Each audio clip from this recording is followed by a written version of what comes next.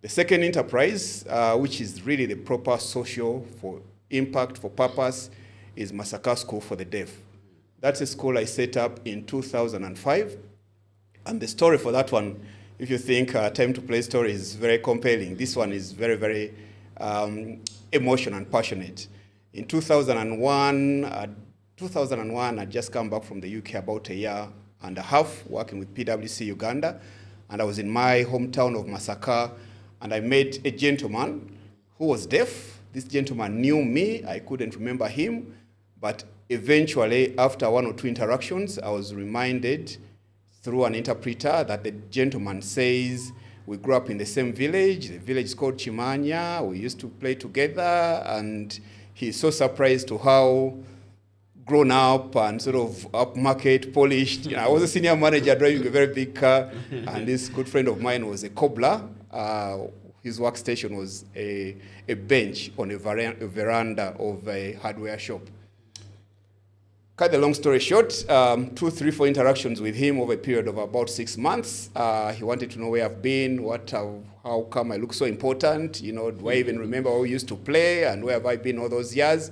So I filled him into the detail. I left Masaka in the late 90s during the Saba War and went to finish my primary school in Kampala in P7, went to Namasagali College for 6 years, went to Makerere University for 3 years, went to the UK for 10 years. So there were basically 23 years since I left the village, leaving that good friend of mine behind to when we met again from 1978 to 2001.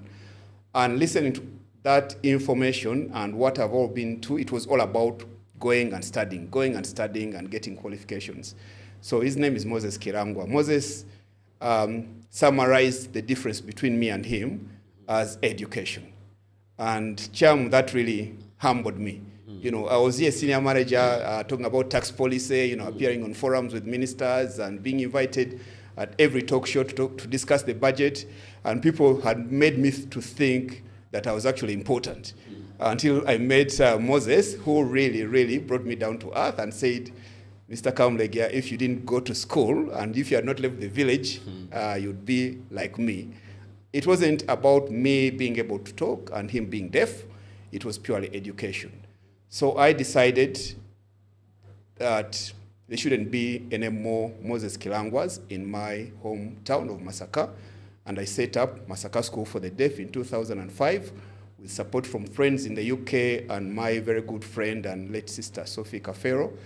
That school has been transformational and has been very, very impactful. Over the last 20 years, we have provided education, literacy, numeracy to children who never thought that they would ever get an opportunity for education because of the stigma that we have in our country, because of the ignorance, and also the disadvantage that is associated with that kind of disability. Close to 1,000 children can now read and write.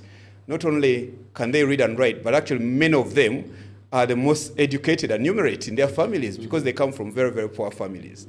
And the success has been phenomenal that it even inspired me to now set up a Masaka Vocational Training Institute. And that is one of the reasons I decided to leave PwC at the right time, in my view, to go and deploy myself and pursue things that I'm very passionate about, but also do things that are making a huge difference and impact in the community.